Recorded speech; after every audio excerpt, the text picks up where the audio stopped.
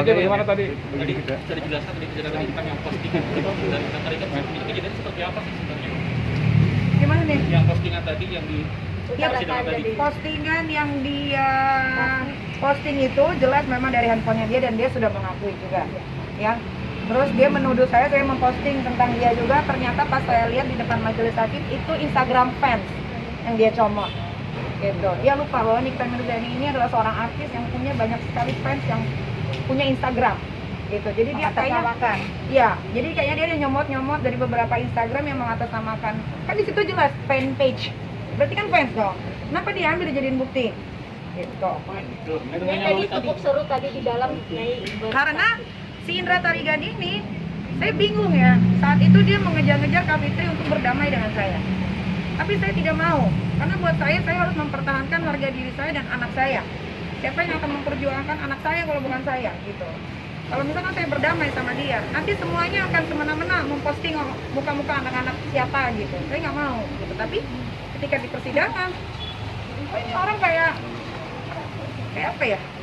Enggak kan, sebelum dimulai sidang pun Niki sudah saya berbesar hati untuk memaafkan dia secara manusiawi, gitu kan. Secara manusia, secara personal saya sudah memaafkan. Saya bilang jelas gitu, Indra, akhirnya kita berjumpa di sini.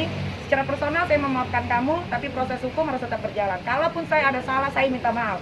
Saya duluan loh yang mengulurkan tangan, gitu. Saya pikir dengan adanya persidangan ini dia apa ya karena legowo menerima gitu apapun itu. Ternyata dia ada bantahan-bantahan yang bikin saya senewan di situ. Tadi juga dia ada membantah kalau Instagramnya itu ternyata dia dikunci kan. Tapi pas Kaniki lihat itu memang benar itu nggak dikunci. Kan kalian tahu sendiri kasus itu saat itu kan kalian ramai juga kan memberitakan sampai foto anak saya banyak di berita-berita media. Kalian juga lihat memang tidak dikunci saat itu. Dan kalaupun logikanya dikunci, ya ini kan banyak asep-asepin anak-anak alay, netizen. Semua kan bisa di-tag ke saya. Gitu loh. Nik, barusan alibinya dia pada tahun 2018 berawal nih. Iya. Perseteruan kalian. Itu gimana nih kita dijadikan alibi? Kalau kalian ingat 2018 dia pernah jadi kuasa hukumnya Chris Hatta dan dia membela mati-matian Chris Hatta. Saat itu dia diundang di pagi-pagi Pas Tepi ya, which is adalah hostnya saya dan Billy Saputra. Di saat itu saya sebagai kakak dia, of course saya ada di sampingnya dia selalu. Saya tidak pernah menghajar yang namanya Indra Tarigan, tapi Indra Tarigan. Di situ kalian boleh cari tahu ya, 2018 di situ awal mula dia selalu menghajar saya. Karena saya dekat dengan Billy Saputra. Sampai saya menanyakan secara langsung sama beliau, salah saya apa sama kamu? Kok kamu hajar saya terus? Kenapa kamu nggak hajar Billy Saputra? Gitu. Sampai akhirnya saya diberhentikan. Karena banyak sekali laporan polisi dari dia. Kalau nggak salah saat itu Indra Tarigan melaporkan saya ke polisi sebanyak 7 laporan. Dan Kak Fitri pun tahu, aku sampai bilang, aku sampai kehilangan pekerjaan, salah satunya adalah dari dia. Gitu. Jadi dia itu kayak nggak ada otak, makanya saya bingung, kok bisa jadi lawyer nggak ada otaknya begitu. Kok dia lupa, kok dia amnesia, dia duluan yang mulai cari gara-gara sama saya. Sehingga akhirnya saya bercerai dengan yang namanya Dipo Latif, dan dia bersekutu dengan keluarganya Dipo. Itu semua ada fotonya. Gitu. Nyai, tadi sempat bilang bahwa Indra Tarigan harus dipenjara, gitu. Iya. Sempat terlontar emosi kah atau memang? Dia harus dipenjara. Ini pelajaran untuk orang dewasa supaya kalau bermasalah dengan orang dewasa jangan dibawa anaknya. Kalau sampai dia nggak dipenjara, saya bakalan speak up terus sih.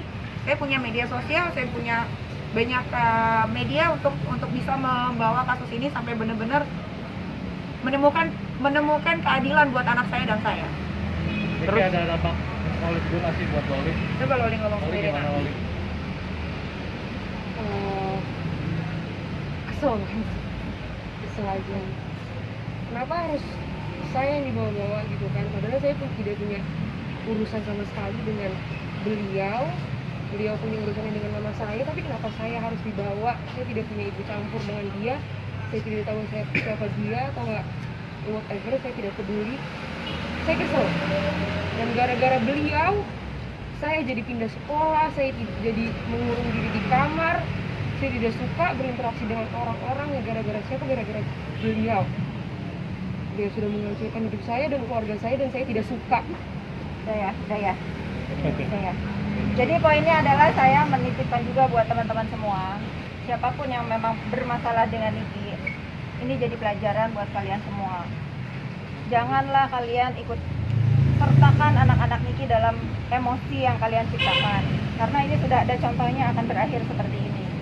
Ya, janganlah, kasihan anak-anak yang nggak tahu apa-apa, urusan dewasa dibawa-bawa. Itu aja ya. Ini suara dari Loli sendiri yang mengatakan, saya selalu mengatakan kepada semuanya, kalau urusan anak saya akan ada selalu di samping kita. Saya tidak pernah ikut campur urusan keributan di kita yang lain. Tetapi untuk urusan anak saya mohon keadilan kepada Bapak Hakim yang terhormat agar memberikan keadilan seadil-adilnya buat Loli. Niki melihat Loli